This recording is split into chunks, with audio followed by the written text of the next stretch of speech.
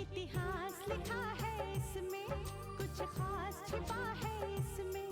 इतिहास लिखा है इसमें, कुछ खास छिपा है इसमें। मर्यादा है, कोई वादा है, विश्वास रखा है इसमें। सात फेरों से मिला ये तो उपहार है, मेरा श्रृंगार है, मेरा श्रृंगार है, मेरा श्रृंगार है, मेरा श्रृंगार है। मंगलसूत्र, मंगलसूत्र, मंगलसूत्र, मंगलसूत्र, मंगलसूत्र, मंगलसूत्र,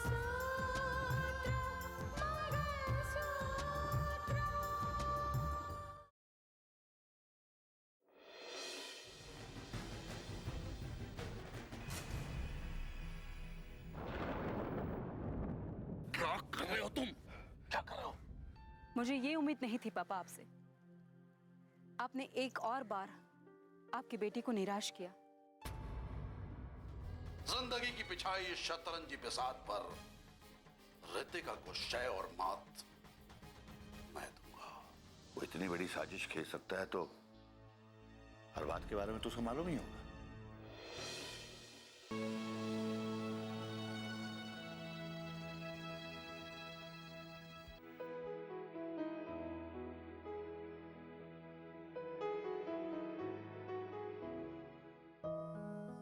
साक्षी, क्या सोच रही हो?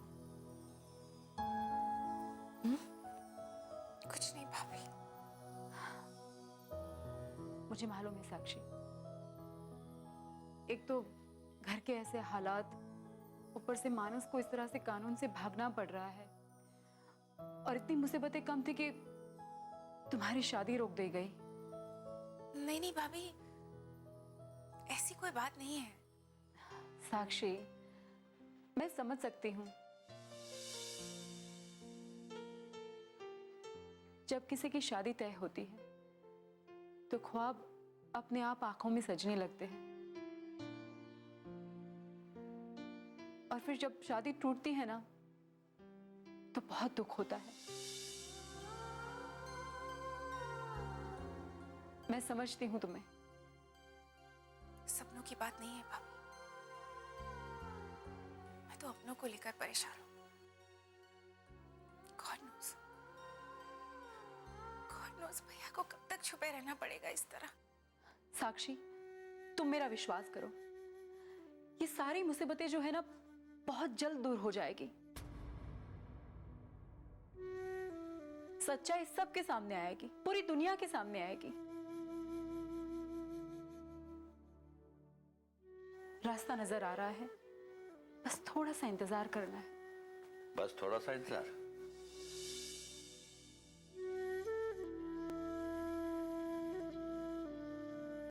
नहीं बहू, अब ये इंतजार पता नहीं कितना लंबा होगा। ये क्या कह रहे हैं बड़े पापा?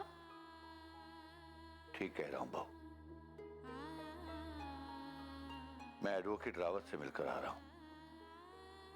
उसने कहा है कि जो शमशेर ने बयान दिया है वो खास मायने नहीं रखता। उनका कहना है कि एक मामूली से गुंडे के बयान से मानस का वारंट रद्द नहीं किया जा सकता। नहीं बड़े पापा, ऐसा नहीं हो सकता है। देखो बहू, शमशेर ने जो बयान दिया है वो पुलिस वालों को दिया है,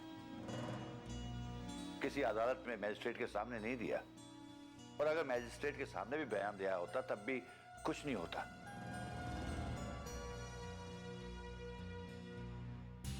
क्योंकि पुलिस वालों के पास गुलशन के खिलाफ कोई सबूत नहीं है, जबकि मानस के खिलाफ सबूत है। बड़े पापा, मानस के खिलाफ जितने भी सबूत मिले वो सारे गलत हैं, वो आप भी जानते हैं। और झूठ कितना भी ताकतवर क्यों ना हो, लेकिन एक ना एक दिन सच जरूर सामने आएगा, ये मेरा विश्वास है।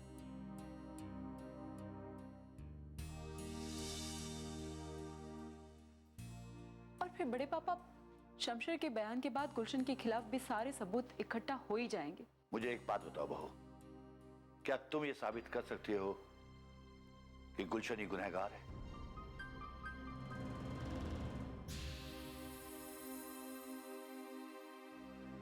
देखो बहू, पूरा शहर मानस को मुजरिम मान रहा है। क्या तुम सारे लोगों की सोच को बदल सकती हो?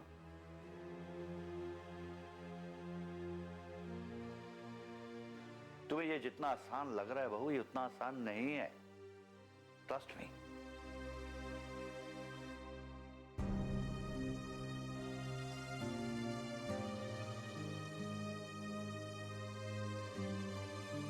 भाभी, अब जो भी करना है आपको करना है। बड़े पापा तो मायूस हो चुके हैं, पर आप मायूस मत होइएगा प्लीज। अरे भला हारने के डर से लड़ाई लड़ना थोड़ी ना छोड़ा जा सकता है। हमें किसी भी हालत में लड़ना होगा भाभी, आप लड़ना मत छोड़िएगा। साक्षी, मैं यही सुनना चाहती थी। मैं लड़ना चाहती हूँ, सच्चाई के लिए लड़ना चाहती हूँ, लेकिन इस घर में मेरा हौसला बढ़ाने वाला और कोई नहीं है। मैं हूं ना भाभी, मैं आप ही के साथ हूं, क्योंकि मुझे आप पर पूरा विश्वास है कि जीत आप ही की होगी।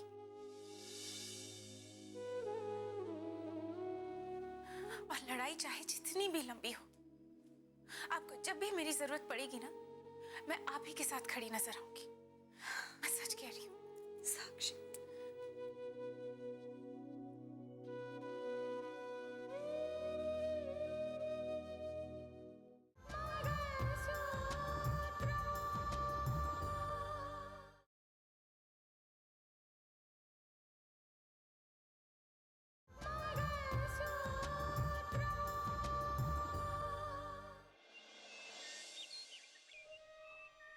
सुंदर भाई, अरे आओ आओ। क्या बात है।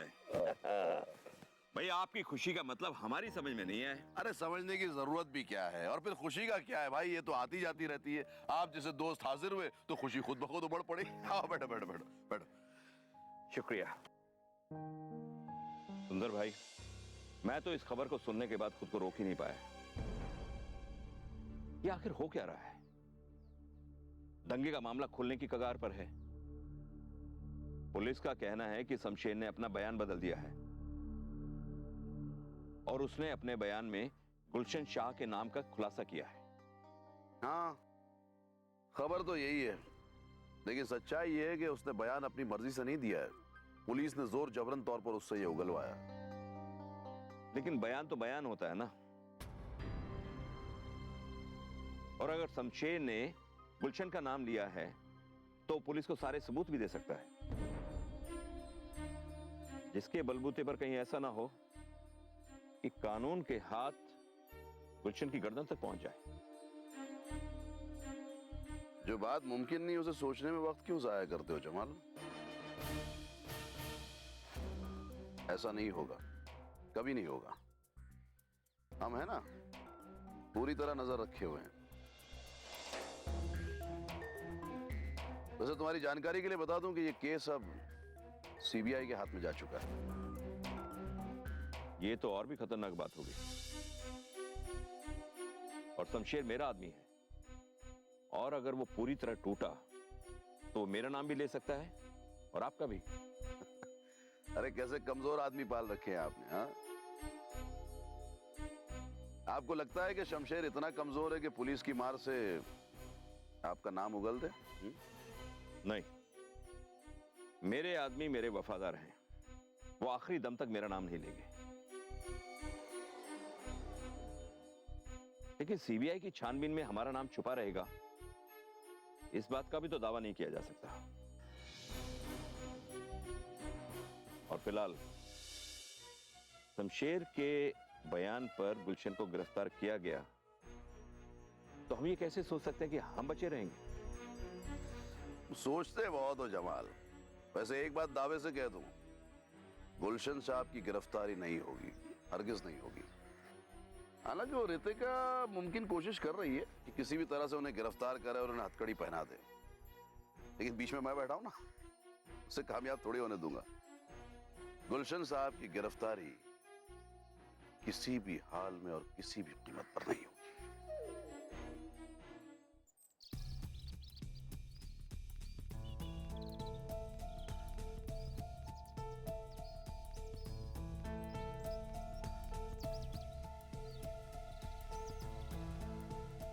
सारे संसार को सच्चाई बता दे कि किसने 5-10 लाख रुपया खर्च करके करोड़ों कमाए, ये बताना चाहते हैं हम।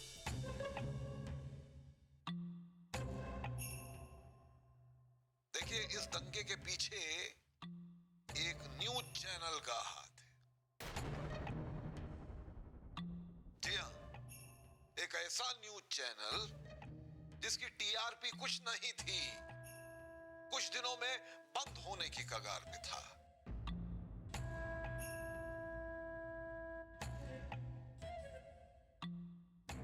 उस चैनल को जिंदगी देने के लिए इतने सारे लोगों को मरवा दिया गया, यही सच्चाई है।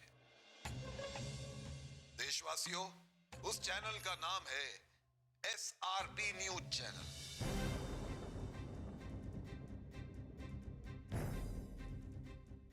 और ये बात हम यूं ही नहीं कह रहे हैं। अगर इन दंगों की छानबीन होती तो नाम खुल के सामने आ जाता, मगर हमें पता है कि इन दंगों की छानबीन नहीं होने वाली, क्योंकि उस एडिटर की पत्नी है इस एरिया की कलेक्टर।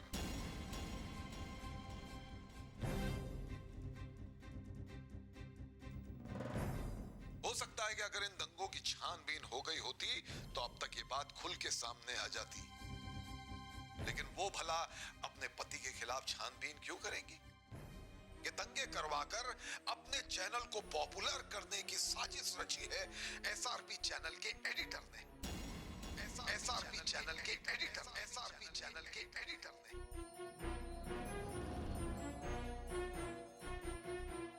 और वो शमशेर, एक सच बोलने वाला, उस पर 3rd डिग्री अत्याचार कर रहे हैं जो हम बर्दाश्त नहीं करेंगे। एक सच बोलने वाले नेक इंसान के ऊपर इतना अत्याचार कैसे कर सकती है ये कलेक्टर? कैसे कर सकती है बताइए?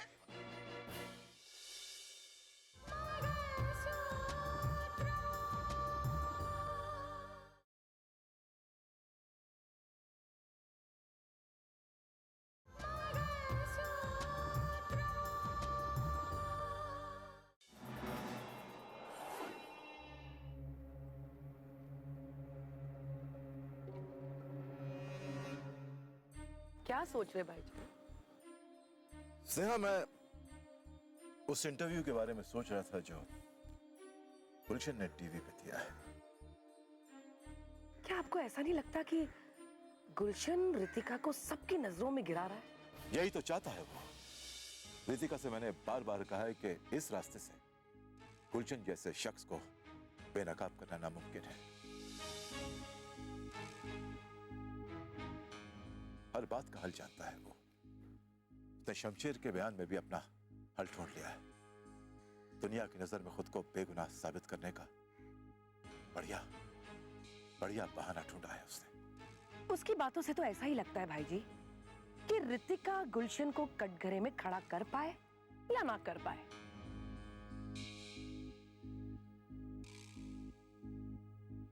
गुलशन जरूर रितिका को कटघरे में ला खड़ा कर देगा।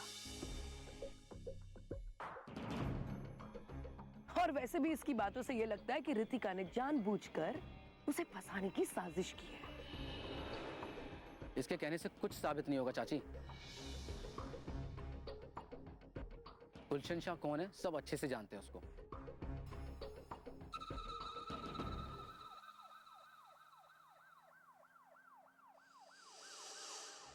हाँ रोहित, जानते होंगे, लेकिन किसी भी इंसान के लिए कानून के दायरे को तोड़कर आगे निकलना बिल्कुल नामुमकिन है। हाँ पापा, आप ठीक कहते हैं।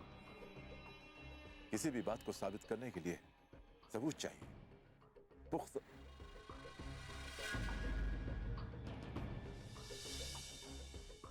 मिलेंगे पापा, उसके खिलाफ पुख्ता सबूत भी मिलेंगे। पापा, आज तक गुलशन शाह आजाद घूम रहा था क्योंकि उसके सामने बोलने की किसी में हिम्मत नहीं थी।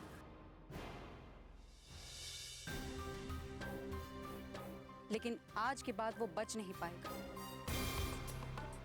किस बयान पे तुम इस बात का दावा कर सकती हो?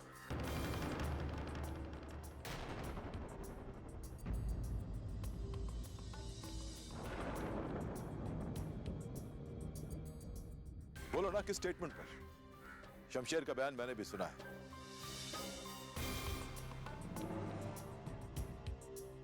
उसने अपने बयान में ऐसी कोई भी बात नहीं कही जो सबूतों के आधार पर गुलशन शाह को मुजरिम साबित कर सके।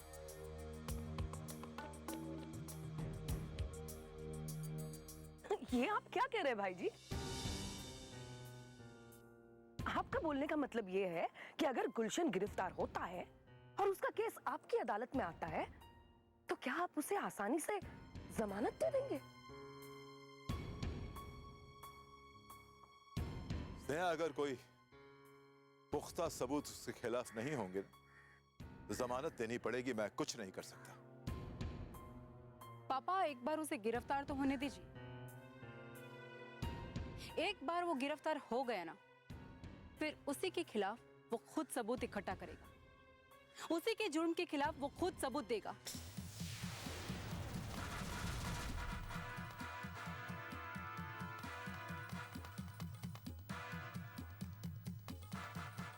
कभी आप ही ने कहा था ना कि जुर्म जब हद से बढ़ जाता है तो खुद ब खुद मिट जाता है।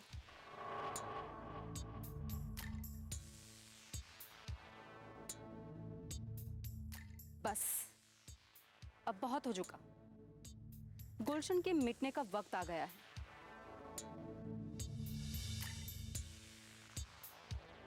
और उसके साथ साथ वो सारे लोग मिटेंगे जिन लोगों ने इसका साथ दिया है।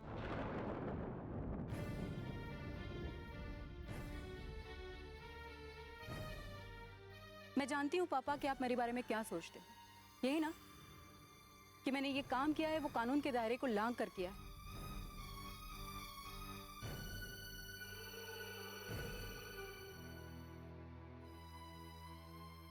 अच्छा नहीं किया। लेकिन पापा, आपको एक बात माननी पड़ेगी कि आज से पहले किसी ने भी इतनी हिम्मत नहीं दिखाई थी।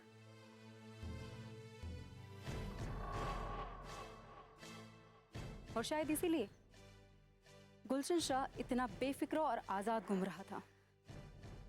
लेकिन अब नहीं घूम पाएगा।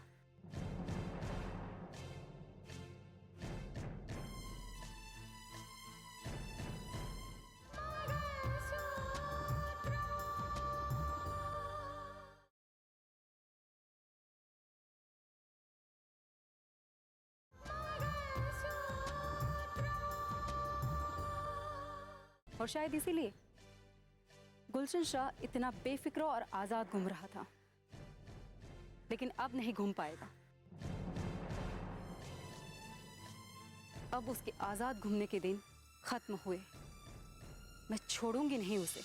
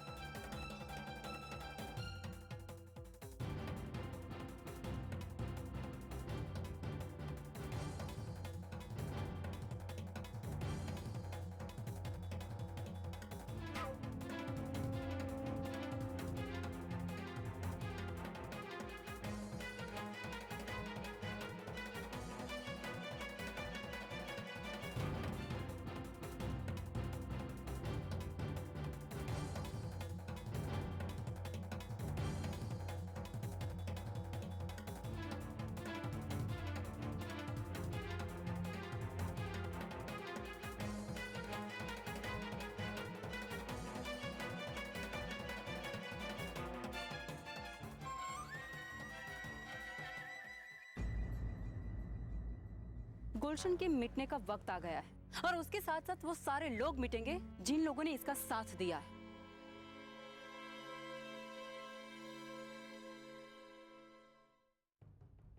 हेलो, तुरंत मिलो, वरना ऐसा नहीं हो जाए कि मामला हाथ से निकल जाए। आजकल रितिका की नजर किस किस पर है कुछ पता नहीं चल रहा है। ठीक है।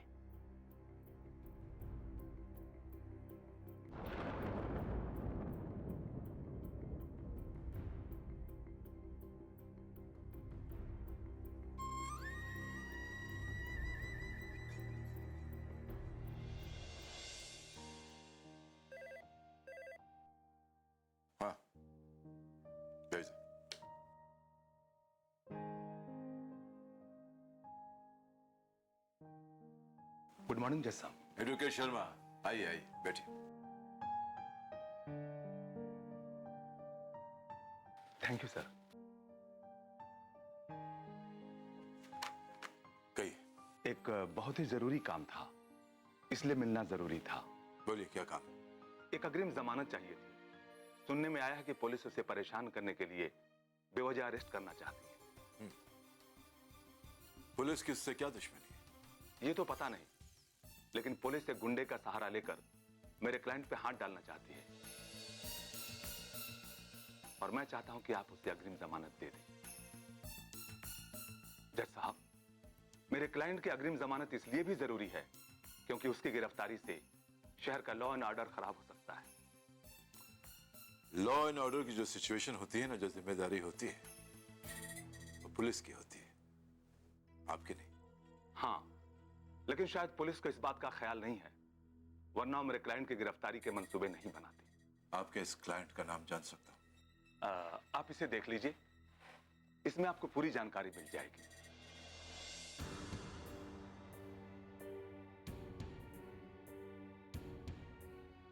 जज साहब, मेरे क्लाइंट के इस शहर में बड़ी इज्जत है, बड़ा नाम है उनका। शायद आप भी जानते होंगे, गुलशन शाह।